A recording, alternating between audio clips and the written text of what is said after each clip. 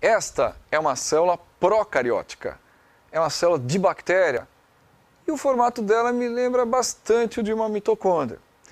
E o que é que eu vejo aqui na célula procariótica? A ausência da carioteca. Eu vejo a cromatina, que tem o material genético, tem o DNA, espalhado aqui no hialoplasma. Mas tem DNA. Veja, isso é o vírus. Vírus é uma polêmica. Você considera vírus como ser vivo? Na minha opinião, você pode pensar o que você quiser. Porque uma coisa fica bem clara para todos nós: vida é um conceito. Se você considera que é um ser vivo aquele que tem células, então o vírus não é vida.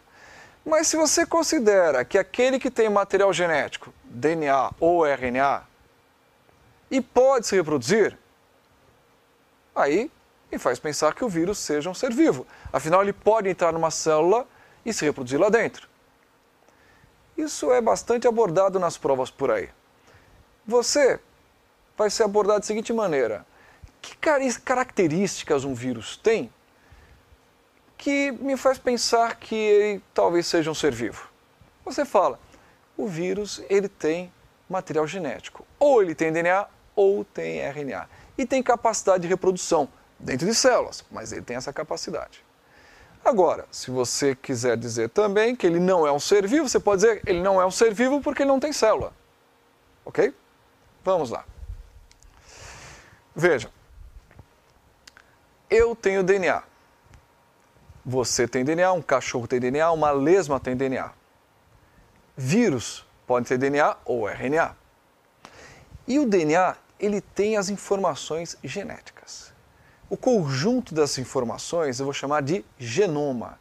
Quando eu conheço toda a sequência de bases nitrogenadas, ou seja, toda a sequência de nucleotídeo de um organismo, de um ser vivo, eu conheço o genoma dele. O que é muito importante. Conhecendo o genoma, eu posso aprender muito sobre esse ser vivo. E posso usar esse conhecimento até mesmo para curar ou evitar doenças. Transcrição. O DNA ele tem algumas capacidades interessantíssimas. Primeira, ele armazena informações. A sequência de bases nitrogenadas é uma sequência muito importante porque ela tem algumas mensagens. E essas mensagens são as nossas mensagens genéticas. Muito bem. A questão é, o DNA ele fica quietinho lá dentro do núcleo, ou na bactéria lá no hialoplasma, e fica guardando a mensagem hereditária, a mensagem genética. Aí ele faz o quê? Ele participa da síntese de RNA, por exemplo, RNA mensageiro. É como se ele transcrevesse, por isso que é o nome transcrição. Então, a mensagem do DNA vai ser transcrita para o RNA. E eu vou produzir assim, por exemplo, RNA mensageiro. É o processo da transcrição. Veja aqui, o DNA foi aberto e a partir das mensagens dele foi produzido o quê? Um RNA. É a transcrição. Tradução. É a produção de proteínas. Veja, o DNA que está no núcleo, ele vai ser aberto, é feita uma molécula de RNA mensageiro, o RNA mensageiro está no ribossomo com a mensagem transcrita. E agora acontece o processo de produção de proteína. Então eu tenho aqui RNA transportador trazendo aminoácidos, que vão formando a proteína. Mas quem mandou trazer esse aminoácido foi a mensagem do RNA mensageiro, que é a mensagem transcrita do DNA. Portanto, você só vai produzir proteína se você tiver o quê? A mensagem do DNA para isso. A mensagem genética. Olha só a palavra. Gene. Lembra da Bíblia? Gênesis, a origem de tudo. Gene é origem.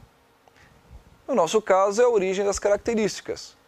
Como você acabou de ver, se eu tenho um certo gene, eu vou produzir uma certa proteína. Por exemplo, queratina, do meu cabelo, que também é encontrado nas unhas. Se eu produzo queratina, é porque eu tenho uma mensagem genética para isso. Uma sequência de bases nitrogenadas do DNA que é transcrito para o RNA, que vai até o ribossomo e começa o processo de tradução.